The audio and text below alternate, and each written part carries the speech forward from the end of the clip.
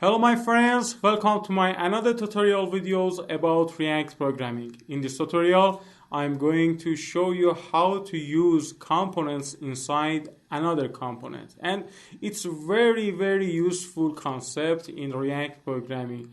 So I want to show this concept with a very simple example, because with a simple example you can understand it better and use it in your applications or website. Let's jump into this very simple example, okay?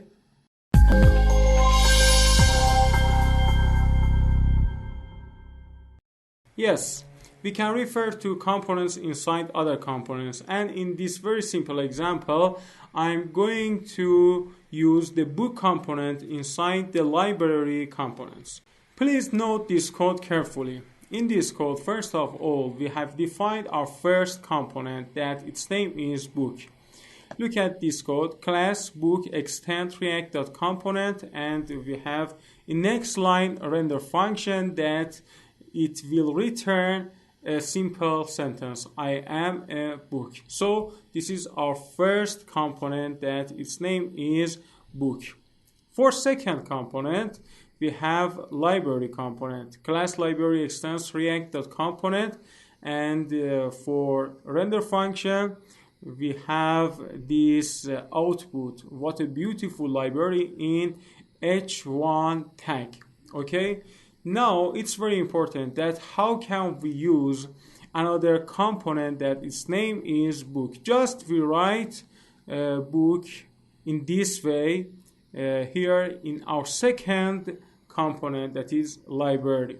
Okay, and in react.render just we call our second component that here is library, and for the result we can see that first of all we have what a beautiful library, that it refers to the second component that it's for our library, what a beautiful library, and the second line here, I am a book, refers to our first component that its name is book, and as we called it in our second component, we can have this result in our output. Yes, that's it.